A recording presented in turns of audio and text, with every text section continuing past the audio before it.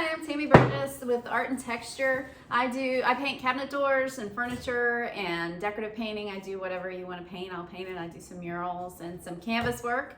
Right now I'm just going to show you a quick video prep work for your cabinet doors. If you're ready to paint your cabinet doors or you want to have me do it, that's fine too. But these doors are really pretty, and I always suggest that you save them if you can. I don't like throwing things out like this.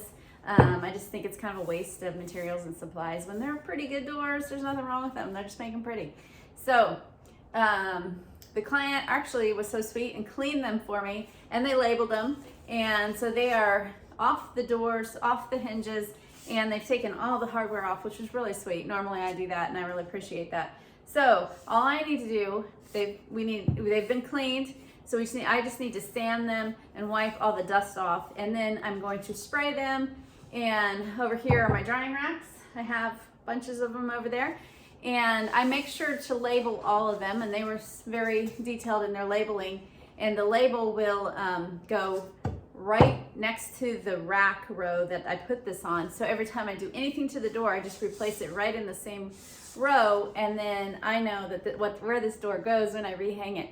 That's very important. So when I take it back to the house, I'll put blue tape on it, because this tape will peel off the paint, since it takes a while for the paint to cure and to get really hard finish. So you want to not use this tape on your finished product. So what I do is I take a sander. I have my favorite sander that I've ever owned, Surface Prep sander. And it looks like this. It's a small sander, has a nice squishy area so you can get into the grooves and crevices. But I always recommend, especially if you're new, to just have your sander completely flat on the surface, not curved one way or another, so you don't damage the door in any way. You don't want to damage the edges, or to have like rounded here and then, you know, sharp edge here. You wouldn't want to do something like that to someone's door. So you want to be careful how you sand. You want to sand flat. And so that's what I'm going to do. See if you can see me on this. I might need to turn it down, right? See if I can do that. All right, tip it down a little bit. There we go. All right, here we go.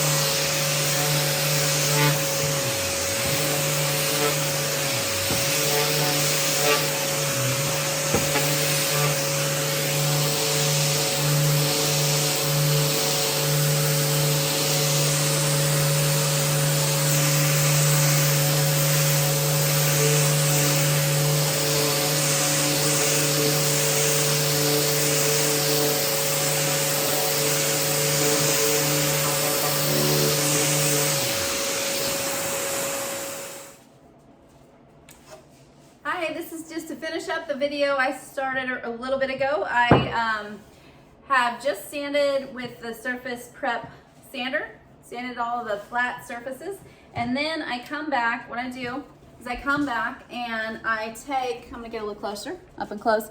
So I fold over a piece of sandpaper and get right in the grooves and sand it.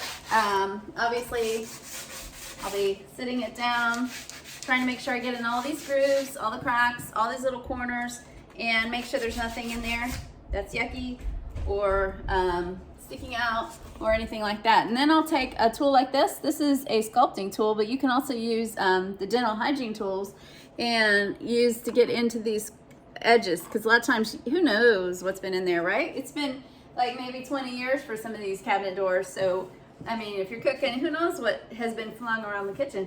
And so you need to get all that out. If you don't do that now, you're going to be painting over whatever was in all these grooves. And if you do that, then you're going to have even more problems layered on top of problems on top of problems. So just take care of your problems first, right?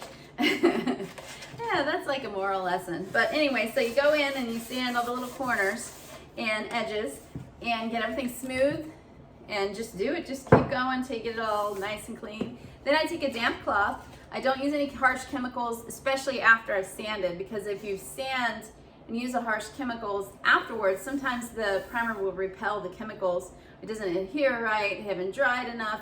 I just like to use a damp cloth to get all the dust out. Then I take the doors. As I'm standing, I'll slide them into the rack and move on to the next door, and so on and so on.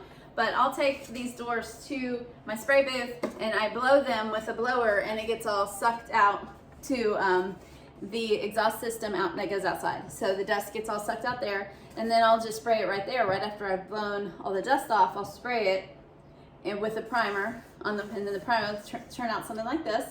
And then I'll slide it back into the rack, move on to the next door, and I just keep going until I'm done spraying. And then when it dries, flip it, do the same to the other side. Okay? Then it dries on both sides, the primer dries on both sides. Then I'm gonna take sandpaper and sand the primed surface with 350 grit to 250 grit sandpaper. And so I'll sand that till it's pretty smooth on both sides. I don't go crazy again, I just knocking it off to make it just feels real nice and real smooth. Then I put it back in the rack. Then I'm going to do the top coat on both sides. And I usually do 2 coats. I have gone up to as much as 4 coats.